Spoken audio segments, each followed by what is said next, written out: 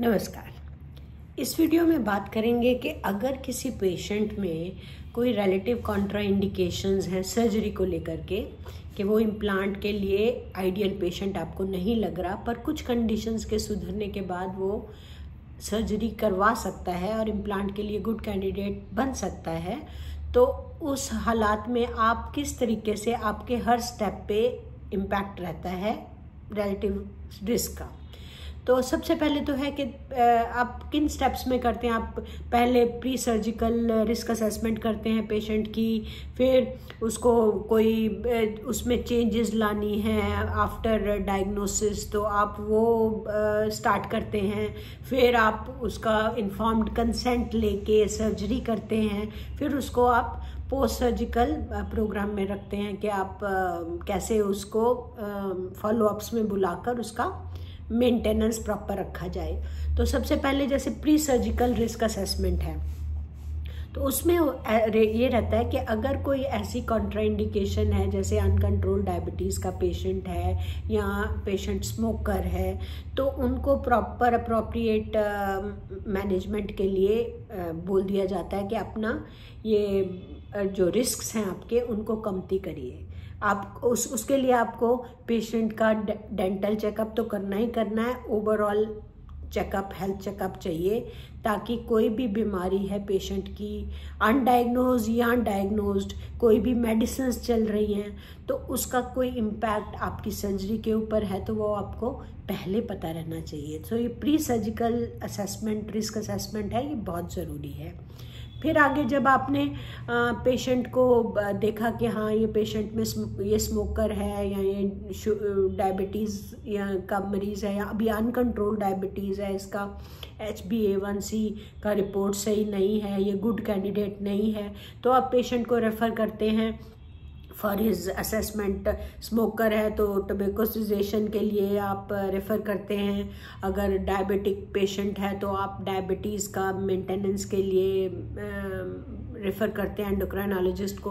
तो उस तरह से आप यू ट्राई टू मैनेज, आप उन कंडीशंस को मैनेज करने की कोशिश करते हो ताकि पेशेंट जो अभी आपका रिलेटिव कॉन्ट्राइंडिकेशन वाले ग्रुप में है उसको आप एक ऑप्टिमम हेल्थ वाले पेशेंट बना सकें ताकि सर्जरी उनमें आपको सक्सेसफुल रहे। तीसरी चीज़ आ जाती है जब पेशेंट अपनी रिलेटिव कॉन्ट्राइंडिकेशंस को ख़त्म कर लेता है तो आप उसको फिट मान लेते हो सर्जरी के लिए। तो उस वक्त पहले आपको इन्फॉर्म्ड कंसेंट लेना है।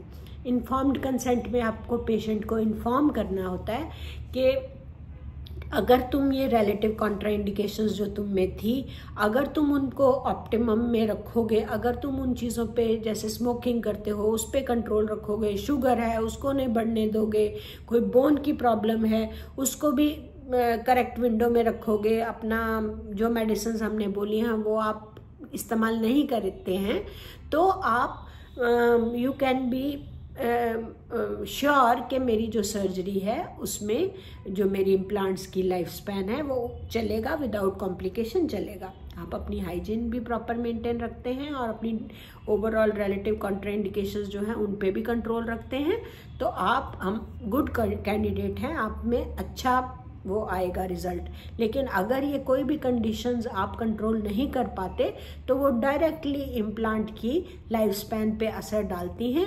उन कंडीशंस में आप अपनी कॉम्प्लिकेशंस को सुधारेंगे तो आपको इम्प्लांट का लाइफ स्पैन सही मिलेगा, नहीं तो कॉम्प्लिकेशंस उसमें आएंगी। तो ये पेशेंट को अपफ्रंट आप पहले ही बता देते हैं।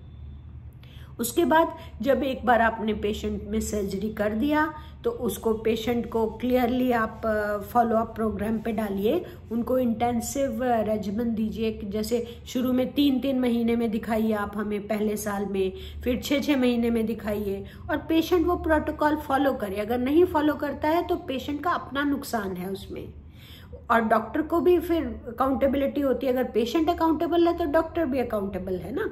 सो आपको देखना है कि शुरू में पेशेंट को रेगुलर विजिट्स, रेगुलर फॉलोअप पे रखना होता है।